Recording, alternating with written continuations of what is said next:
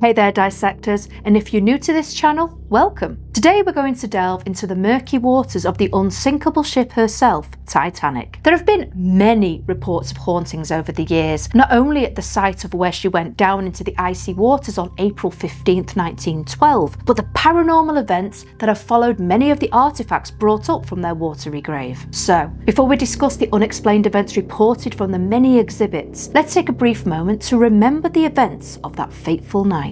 The Titanic set sail on her maiden voyage from Southampton in the UK on April 10th, 1912, with more than 2,200 crew and passengers on board. They were heading for New York, but sadly never reached their destination as they struck an iceberg at 11:40 p.m. on April 14th due to the ship travelling too fast. The Carpathian received the distress call from the Titanic at around 12:20 a.m. on April 15th, but unfortunately they were too far away to offer any assistance. There was a ship in the area that could have helped Titanic, named the Californian, but would you believe they'd turned their radio off for the evening, so never received the SOS. By 2 a.m, the stern's propellers were said to be clearly visible above the surface of the water, with many of the lifeboats having already gone out with minimal people on board due to panic. There was also not enough of them to accommodate everyone on board that night by nearly half. At this point, the only lifeboats that remained were 3 collapsible boats. Captain Smith knew that all was lost and told the crew it's every man for himself. Maybe his way of saying if you can save yourself, do so. And then Smith was last seen in the bridge, preparing to go down with the ship. His body was never recovered. At around 2:18 a.m, the lights went out and the ocean became a blackness filled with the sound of screams and the snapping and creaking from the Titanic as it broke apart. Then the ship broke in two, with the bow disappearing beneath the waves. It is said to have taken 6 minutes for this section of Titanic to reach the ocean floor. After separating, the stern bobbed, righting itself briefly, before rising once more, and when vertical again, remained there for a few moments before its final plunge into the freezing cold waters of the Atlantic at 2:20 a.m. Due to there still being air inside this section when it sank, the water pressure is said to have caused it to implode on its way down. When the ship was found again on September 1st, 1985, needless to say, people were fascinated to discover what relics had been left behind. Maybe this was out of morbid curiosity for some, but for others, it was a way to reveal more about those who perished, their lives and stories. It truly is a heartbreaking true story that even today leaves many people feeling overwhelmed by the events that took place that night. Out of around 2,200 people, only 706 survived, and many of those were left suffering from survivor's guilt. So what haunted tales have surfaced over the years about the Titanic? Well, brace yourself, as there are many, and it's not surprising when you consider the brutal events of that night. We all know how beautiful the grand staircase of the Titanic was, thanks to photographs and movies. The Titanic exhibit at the Luxor Hotel and Casino in Las Vegas experienced the paranormal from day one, starting here. One photographer was setting up for the opening of the exhibit when he noticed a woman, whom he assumed was an actress due to her attire. She wore a long black dress with a white collar and her hair was pinned up into a bun. The lady was slowly walking down the staircase, even though it was sectioned off, so the photographer offered to take her picture. She ignored him. Brushing off her reaction, he continued setting up when he felt someone behind him. He turned around to discover the lady there, and as he offered to take her photo again, she disappeared. Staff and visitors to the Luxor claim the exhibit is very haunted, as people have experienced hearing eerie sounds, witnessing ghostly forms, and having a deep sense of foreboding. One of the artifact experts, named Joe Zimmer, claimed he has had his hair and clothing pulled numerous times, followed by the sound of laughter. Also late at night, there are reports of hearing a ghostly orchestra playing in the dark, which I bet gives people chills who hear that. One of the musicians on board that fateful night was John Wesley Woodward, who was a cellist. The band are famously known for playing music as long as they could to keep passengers as calm as possible while the ship sank, perishing themselves on that fateful night. Well, before joining the crew of the Titanic, Woodward had moved to Dorset in England, joining many orchestras along the way. Just before joining the White Star Line in 1909, Woodward had been a member of the Duke of Devonshire's Eastbourne Orchestra.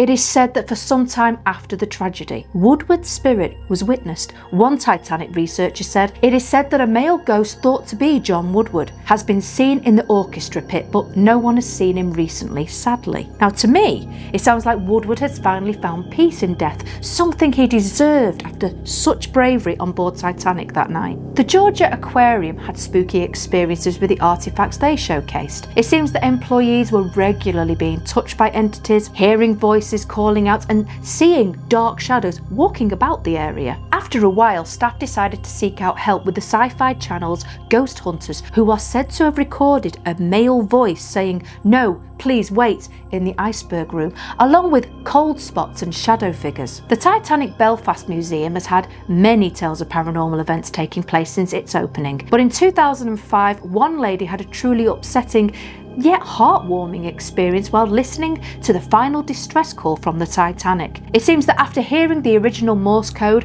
her heart started to pound in her chest and she was suddenly overcome with feelings of anxiety and sadness. The lady walked away from the area to get some air, by now feeling sick, shaking and openly crying, when suddenly she felt a reassuring hand on her shoulder and a man's voice gently say to her, "It's okay." Believing it was her friend coming to check up on her, she reached up to grab her companion's hand, but there was no one there. Could it have been the spirit of radio controller Jack Phillips letting her know that he is at peace and everything is okay now? Interesting to note here is that the Titanic was one of the first ships to use the distress code of SOS. It used this code along with the older code of CQD, which stood for Come Quick, Danger. Since the sinking of this great ship, many people travelling over the area have reported seeing strange balls of light, thought by many to be orbs, hovering over the water. There have also been the sounds of people screaming for help reported, and orchestra music coming from the darkness, coupled with a feeling of unease. More terrifying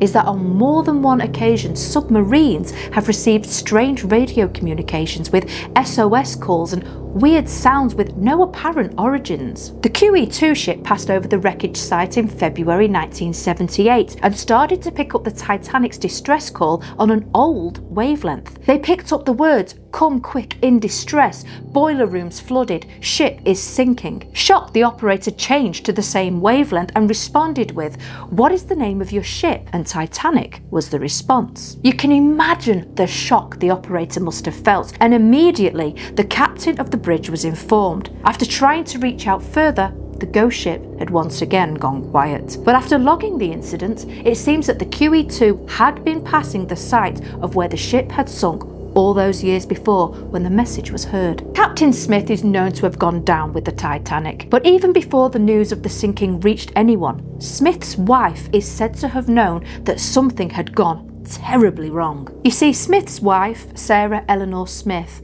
was sitting in her drawing room when the door slowly opened. Sarah then watched her husband walk across the room to the window before disappearing. Knowing he was meant to be on board the Titanic at that time obviously filled her with dread.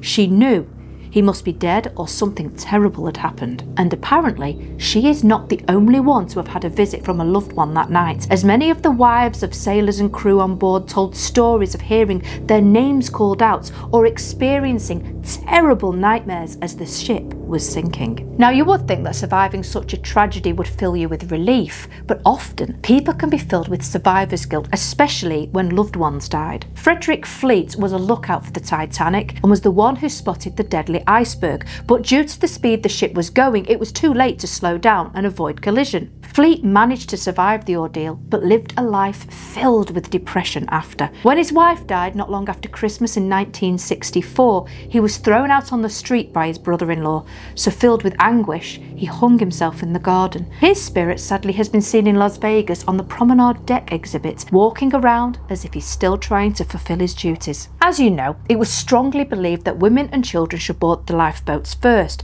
and if you were a male passenger taking one of those seats, well, you were seriously frowned upon by society upon your return. Apparently, 5% of surviving males from the Titanic ended their own lives after stating they couldn't live knowing they'd survived while women and children perished. But maybe it wasn't quite as cut and dry as that. You see, one of the first-class passenger men named Washington Dodge stated he saved himself by climbing aboard lifeboat 13 as many women were refusing to leave the ship as they didn't want to leave their husbands, sons or brothers. Dodge even began a lecture tour informing people of how things were and that many male survivors were rescued due to this fact. But this wasn't something the crowd wanted to hear, as let's face it, they probably made their own minds up that Dodge was a coward. In the end, Dodge became so depressed that on June 21st, 1919, he ended his own life by a bullet to the head. People have reported seeing his spirit walking around his old home in San Francisco. Hopefully he's still not tormenting himself for living those extra 7 years. You can find a portrait of J. Bruce Ismay, one of Titanic's builders, in the Luxor exhibit in Vegas. After telling the crew to speed up after receiving warnings of icebergs, he apparently didn't have the same courage as Captain Smith in the end. Instead, Ismay fled the sinking vessel with women and children. People on the lifeboat described his shame as he kept his back to the sinking ship, closing his eyes as the screams reached his ears. As you can imagine, the ghosts of the Titanic have zero love for him. Early one morning at the exhibit, his portrait was discovered lying on the floor, which was strange to say the least, as all articles are tightly secured. Curiosity got the better of the management and the surveillance video was scrutinised, as maybe it had been a trespasser or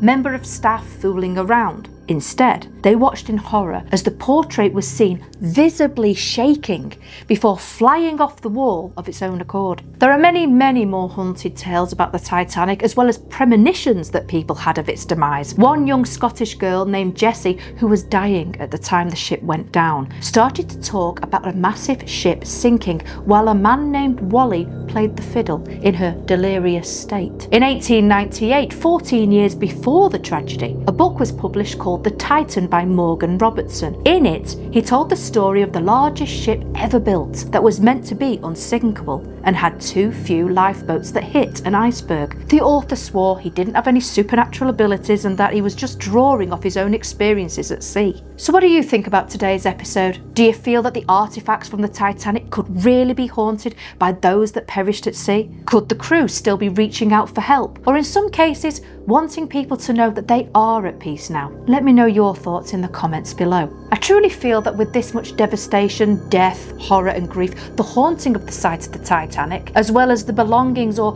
parts of the ship that were brought to the surface, are very likely haunted. What the passengers and crew endured in their final 2.5 hours alive, from disbelief, shock and fear, make it a power keg for the paranormal. Titanic will completely collapse due to bacteria, corrosion and currents as early as 2030 and no later than 2050. The bacteria that eats away at the iron of the ship was discovered in 2010, with the upper levels of the ship crumbling, impacting the lower levels. The crow's nest that witnessed the iceberg approaching is now already gone, with the railing of the bow thought to collapse at any point now. It's a very sad story, but I really do hope that as the Titanic disappears forever, peace can be found for the spirits who still struggle with the horrors of that night long ago. I hope you enjoyed today's episode, and until next time, my friends, stay safe out there.